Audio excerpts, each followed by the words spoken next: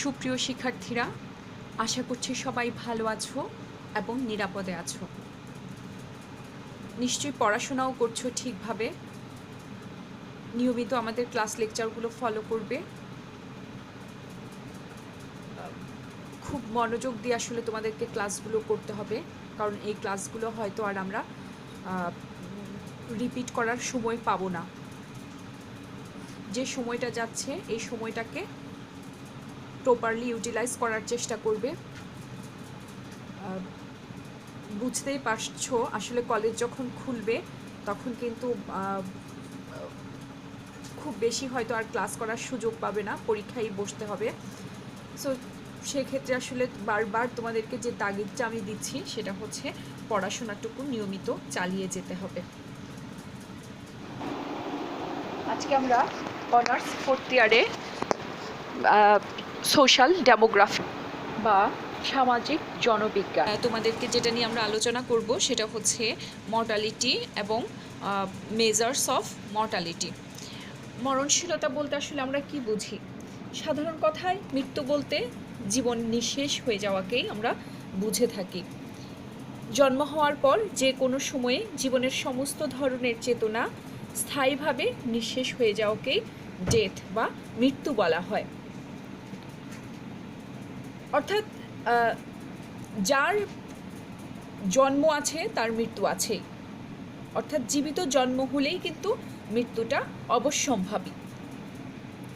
এই ধারণার আলোকে জনসংখ্যার মধ্যে মৃত্যুর শতকরা অংশকে মরণশীলতা বলা হয়। মরণশীলতা পরিমাপের সময় কোন ধরনের মৃত্যু নিবন্ধীকরণ বা গণনায় আনা উচিত সে সম্পর্কে জনবিজ্ঞানীদের মধ্যে মতভেদ আছে। যেমন বিশ্ব স্বাস্থ্য সংস্থার জনবিজ্ঞানীদের মতে 28 সপ্তাহ মায়ের গর্ভে ধারণকৃত শিশু জন্মমাত্রে মৃত্যুবরণ করলেও তা যদি নিবন্ধীকৃত হয় তবে সেটিকে মরণশীলতা পরিমাপের সময় বিবেচনা করতে হবে। আবার কিছু কিছু দেশে জনবিজ্ঞানীরা জন্মের 24 ঘন্টার মধ্যে মৃত্যু হলে তা জীবিত মৃত্যু হিসেবে গণ্য করেন না, একে তারা গর্ভপাত বলে মনে করেন।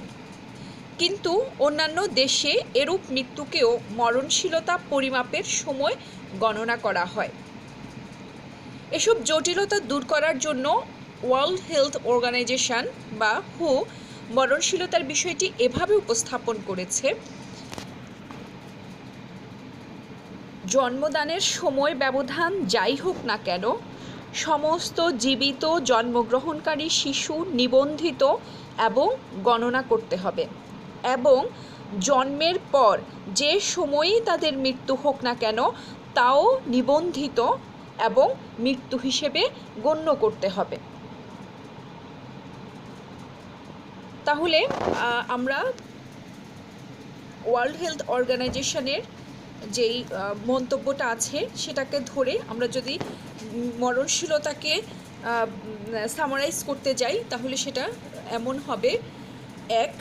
মৃত্যু সচল জীবনের সমস্ত ধরনের চিহ্ন নিঃশেষ হয়ে যাওয়াকে বোঝায়।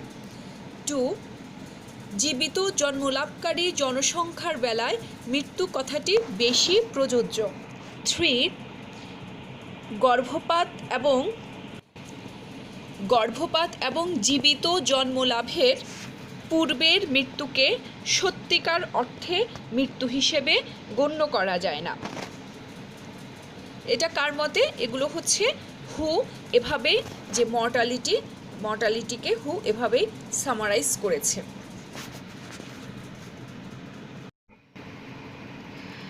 মেজার্স অফ মর্টালিটি বা মরণশীলতার বিভিন্ন পরিমাপ: অশোধিত বা স্থূল মৃত্যুহার, ক্রুড ডেথ রেট বা সিডিআর। কোনো নির্দিষ্ট বছরে কোনো প্রদত্ত জনসংখ্যার মধ্যে যে সংখ্যক লোক মৃত্যুবরণ করে তাকে মধ্য বছরের মোট জনসংখ্যা দিয়ে ভাগ করলে যে অনুপাত পাওয়া যায় তাকে অশোধিত মৃত্যুহার বলে। সূত্র হচ্ছে CDR = D/P × 1000, অর্থাৎ কোনো নির্দিষ্ট বছরে কোনো প্রদত্ত জনসংখ্যার মধ্যে যে সংখ্যক লোক মৃত্যুবরণ করে তাকে মধ্য বছরের মোট জনসংখ্যা দিয়ে ভাগ করলে যে অনুপাত পাওয়া যায় তাকে সিডিআর বা অশোধিত মৃত্যুহার বলে। এই পরিমাপের কিছু সুবিধা আছে, কিছু অসুবিধা আছে। সুবিধাসমূহ যেমন এই গণনা পদ্ধতি সরল এবং এ কারণে সবার পক্ষে তা বোঝা সহজ। অশোধিত জন্মহারের সাথে তুলনা করে অশোধিত মৃত্যুহারের ভিত্তিতে জনসংখ্যার স্বাভাবিক প্রবৃদ্ধি পরিমাপ করা সম্ভব। বিভিন্ন দেশ থেকে মৃত্যু সম্পর্কিত তথ্য নিয়ে ওইসব দেশের অশোধিত মৃত্যুহার পরিমাপ করে তাদের মৃত্যুহারের বিভিন্নতার তুলনা করা সম্ভব।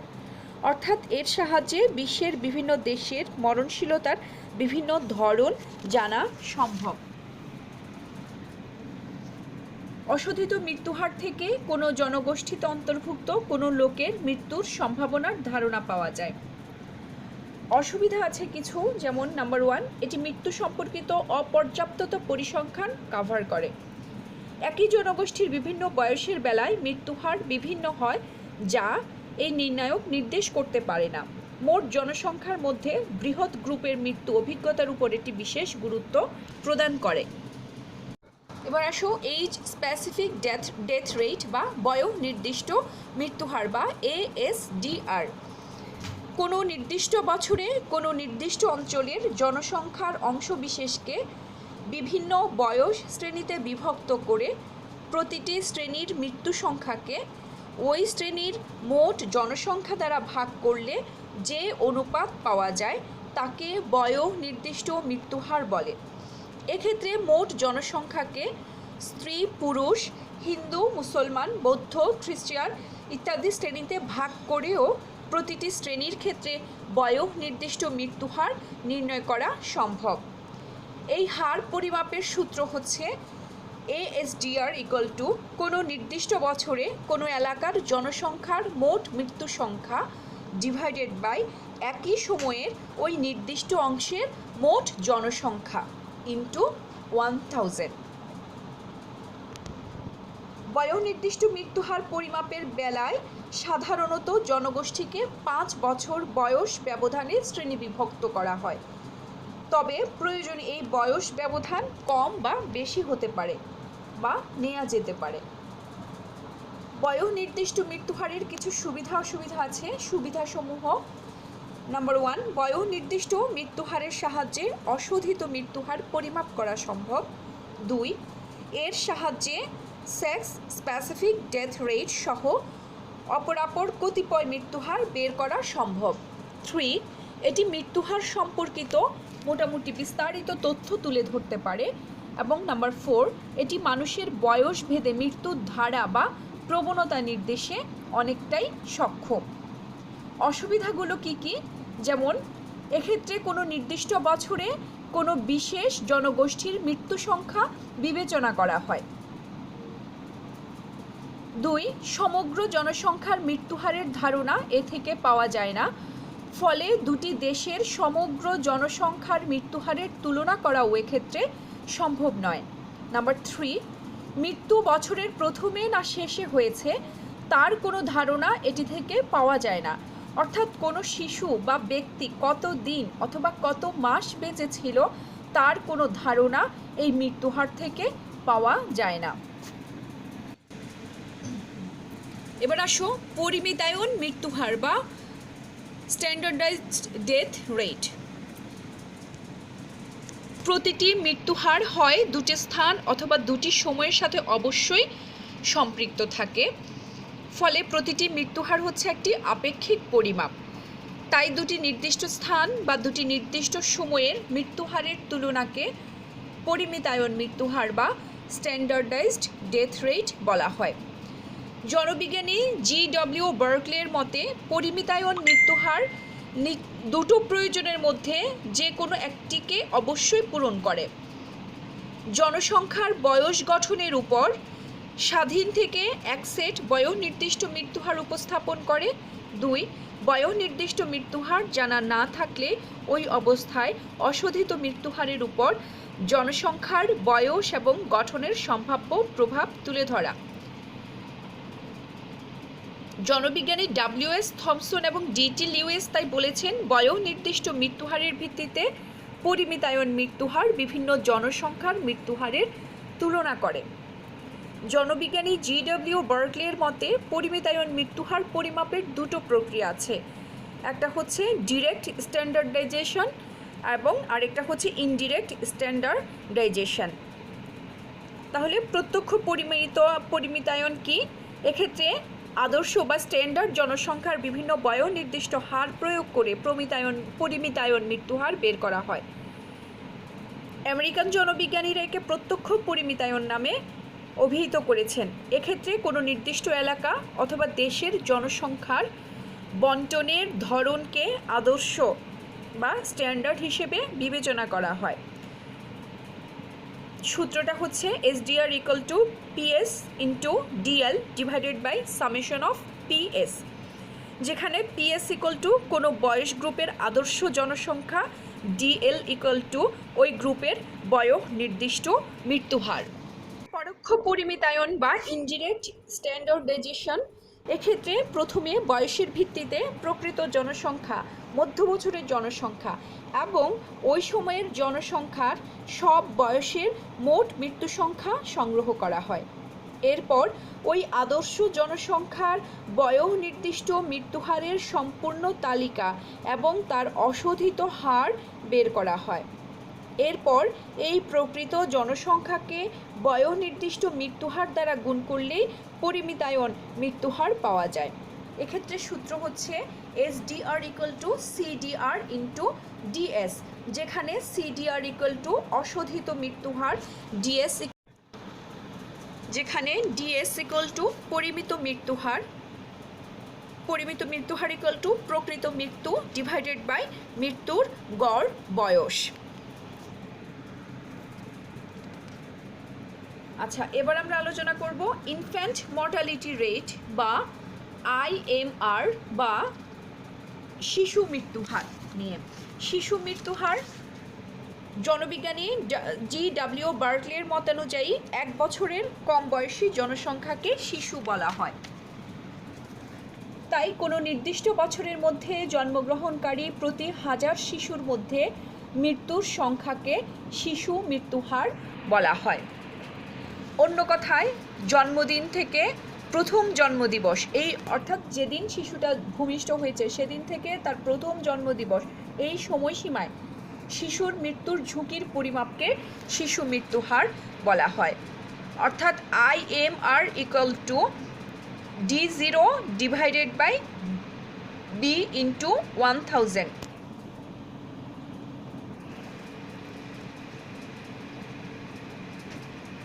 অর্থাৎ কোনো নির্দিষ্ট বছরের মধ্যে জন্মগ্রহণকারী প্রতি 1000 শিশুর মধ্যে মৃত্যুর সংখ্যাকে IMR বলা হয়। IMR দু ধরনের হতে পারে। নাম্বার 1, অ্যান্ডোজেনাস বা নিওনেটাল ডেথ। যদি জন্মের 120 দিনের মধ্যে জন্মের ত্রুটি বা অঙ্গ প্রত্যঙ্গের বিকলতার কারণে শিশুর মৃত্যু হয় তবে তাকে নিওনেটাল মৃত্যু বলা হয়। এক্সোজেনাস বা পোস্ট নিওনেটাল ডেথ। জন্মের 120 দিনের পর অথচ 365 দিনের আগে শিশুর মৃত্যু হলে তাকে বাহ্যিক স্তরের মৃত্যু বা পোস্ট নিওনেটাল ডেথ বলা হয়। বিভিন্ন ধরনের সংক্রামক ব্যাধি, অপুষ্টি, দুর্ঘটনা, মাতাপিতার সন্তান লালন পালনে দায়িত্বহীনতা ইত্যাদি কারণে শিশুর এরূপ মৃত্যু ঘটে থাকে। মৃত্যুহার পরিমাপের ক্ষেত্রে শিশু মৃত্যুহার বা IMR পরিমাপটি খুব গুরুত্বপূর্ণ একটি পদ্ধতি। এর মূল কারণ হচ্ছে বিশ্বের বহু দেশে, বিশেষত অনুন্নত দেশগুলোতে জন্মের প্রথম বছরের মধ্যেই অসংখ্য শিশুর মৃত্যু ঘটে। শিক্ষার হার, স্বাস্থ্যসেবার মাত্রা, পরিবেশ, পিতামাতার আর্থিক অবস্থা ইত্যাদি বহু উপাদান দ্বারা এরূপ মৃত্যুহার প্রভাবিত হয়। তবে শিশু মৃত্যুহার পরিমাপের ক্ষেত্রে কিছু অসুবিধাও আছে, যেমন বেশিরভাগ ক্ষেত্রে জনগণ শিশু মৃত্যুর বিষয়টি নিবন্ধন করেন না, ফলে প্রকৃত শিশু মৃত্যু সম্পর্কিত পরিসংখ্যান পাওয়াটা খুব কঠিন হয়ে যায়। দ্বিতীয়ত, পূর্ববর্তী বছরে জন্মগ্রহণকারী শিশু এরূপ মৃত্যুহার পরিমাপের বছরে মৃত্যুবরণ করতে পারে, পরের বছর মৃত্যুবরণ করতে পারে। এরূপ শিশু মৃত্যুহার পরিমাপের সময় গণনা করা হয় না। এরপরে আসো কজ স্পেসিফিক ডেথ রেট বা কারণ নির্দিষ্ট মৃত্যুহার। মানুষের মৃত্যু দীর্ঘকালীন দৈহিক অসুস্থতা, রোগ ব্যাধি, অপুষ্টিজনিত কারণে, দুর্ঘটনাজনিত কারণে, খাদ্যে বিষক্রিয়াজনিত কারণে হতে পারে। প্রতিটি সমাজই মৃত্যুর সুনির্দিষ্ট কারণ জানতে আগ্রহী। এই কারণে যখন বয়স এবং লিঙ্গভেদে দেখানো যায় তখন মৃত্যুর কারণ আরও সুস্পষ্টভাবে জানা যায়। CSDR বের করার সূত্র হচ্ছে CSDR = DI / P × 1000। DI = বছরে কোনো নির্দিষ্ট কারণে মৃত্যুর সংখ্যা, P = মধ্য বছরের জনসংখ্যা।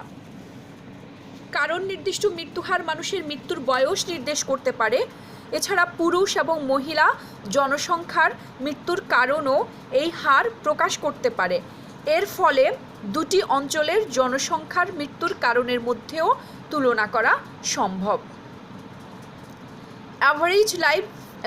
অ্যাভারেজ লাইফ এক্সপেক্টেন্সি বা গড় জীবন প্রত্যাশা, এটি জন্মের সময়ে মানুষের বেঁচে থাকার প্রত্যাশা নির্দেশ করে। মানুষের গড় আয়ুষ্কাল কেমন হবে, লাইফ এক্সপেক্টেন্সিটা কত হবে, গড় জীবন প্রত্যাশা দ্বারা সেটাই পরিমাপ করা হয় এবং এটি পরিমাপ করা হয় জীবন সারণী থেকে। এটি জনসংখ্যার বয়স কাঠামো দ্বারা প্রভাবিত হয় না এবং এ কারণে মৃত্যুহার নির্ণয়ে গুরুত্বপূর্ণ বলা যায়। তাছাড়া সাধারণ মানুষও এরূপ প্রত্যাশা সহজেই করতে পারে। তবে মূল ত্রুটি হচ্ছে এর পরিমাপ পদ্ধতিটা বেশ জটিল। তারপরেও মৃত্যুহার পরিমাপের ব্যাপারে এই পদ্ধতি বিশ্বের অনেক দেশেই ব্যবহৃত হয়। এখন আসো মৃত্যুহার পরিমাপের ক্ষেত্রে কোন পরিমাপটি সবচেয়ে বেশি উত্তম। মৃত্যুহার পরিমাপের প্রতিটি নির্ণায়কের সুবিধা এবং অসুবিধা রয়েছে। আবার কোনো উদ্দেশ্যে এক বা একাধিক নির্ণায়ক ব্যবহার করা হয়। পরিমাপের দিক থেকে কোনোটি জটিল, আবার কোনোটি কিন্তু সহজ। ফলে মৃত্যুহার পরিমাপের কোনো নির্ণায়কই পরম অর্থে অন্য নির্ণায়কগুলোর চেয়ে সর্বোত্তম, এটি আসলে বলা যায় না। তবে বিভিন্ন পরিমাপের মধ্যে কোনটি আপেক্ষিকভাবে উত্তম সেটি বলা সম্ভব। এক্ষেত্রে বয়স নির্দিষ্ট মৃত্যুহার পরিমাপ অনেকেই বেশ গ্রহণযোগ্য বলে মনে করে থাকেন। এজ স্পেসিফিক ডেথ রেট বা বয়স নির্দিষ্ট মৃত্যুহার উল্লেখযোগ্য। এর কারণ প্রথমত, বয়ঃক্রমিক মৃত্যুহারের সাহায্যে অশোধিত মৃত্যুহার অতি সহজে বের করা সম্ভব।